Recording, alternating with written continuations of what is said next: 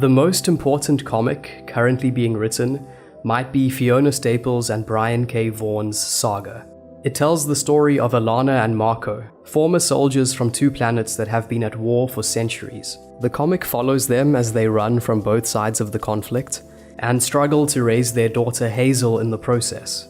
Saga is an incredibly rich comic, and I don't think anyone could sum it up in one video, but today I want to focus on one aspect of it that I found particularly interesting: the way it treats war. In fact, I think Saga offers one of the most thoughtful portrayals of war and its effects of any story currently being told, in any medium.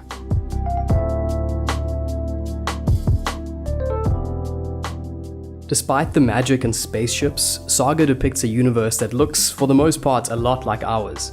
It features a diverse cast of characters, all of whom feel fleshed out and real. As Vaughan explains, first and foremost, Saga is a story about people. In other words, Vaughan and Staples put realistic characters into stereotypical comic situations, much like Alan Moore did with his exceptional graphic novel Watchmen, in order to examine the psychological effects of real-world issues like discrimination, displacement, and of course, war. For example, at one point we see the former soldier Alana unable to cope with her PTSD, so she turns to a drug called Fade Away, with disastrous consequences. In the same way, the comic shows us that the antagonists are also three-dimensional. Even the worst ones are occasionally capable of kindness. Take the assassin The Will. He comes across at first as a merciless killer, but later he risks his life to save a young girl from slavery. In other words, Saga's only real villain is the war itself. The war is the source of all the violence and bigotry. Vaughan himself acknowledges this. He says Saga is a war comic in the same way I suppose that Casablanca is a war movie. The war is in the background, but it's about these very deep personal relationships between people. I think this might be the closest Saga has to a thesis statement. Saga is at times brutal, but at its heart it's a story about family and compassion. The characters mess up often and hurt each other, but they manage to stick together so long because of their capacity for forgiveness. As Hazel reminds us, if a chain is only as strong as its weakest link, then a family is more like a rope. We're lots of fragile little strands, and we survive by becoming hopelessly intertwined with each other. Saga's storytelling also helps to communicate these themes. The story starts when Hazel is a newborn baby and unfolds linearly as she grows up, but the whole thing is narrated by the present-day grown-up Hazel.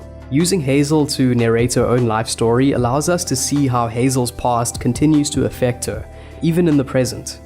The result is that we get the sense that no matter how the story turns out, for Hazel at least, the war will never really be over. In the process, Hazel becomes a lens through which Staples and Vaughan get to examine the nature of war itself. She's just an ordinary kid, but just by existing, she finds herself in the middle of this galaxy-wide conflict. Both warring societies can't let Hazel live because the fact that she's half horn and half wing means that she's a representation of cooperation between the two planets. Hazel symbolizes a world without the war. Comics have always been an intimate medium. They're what Marshall McLuhan calls a cool format, because they require a lot of reader participation. The reader has to focus closely to assemble cause and effect, and to organize the time and action of the comic. This, combined with the fact that comics don't depict the world photorealistically, means that it's easier for us as readers to see the lead characters as stand-ins for ourselves. That's why comics lends itself so well to superhero stories. They let us feel like we are Iron Man or Thor. But Saga flips that aspect of comics on its head. Instead of making us empathize with a hero, it shows us the world from the perspective of a slave, or a refugee, or a child running from violence. In other words, the people most affected by war. Marco sums this up literally when he says, "They're innocent people displaced by war. They're us." In the end, I think this is what makes Saga such a powerful war story. It reminds us that these characters exist, and that their stories are worth telling. Thanks for watching.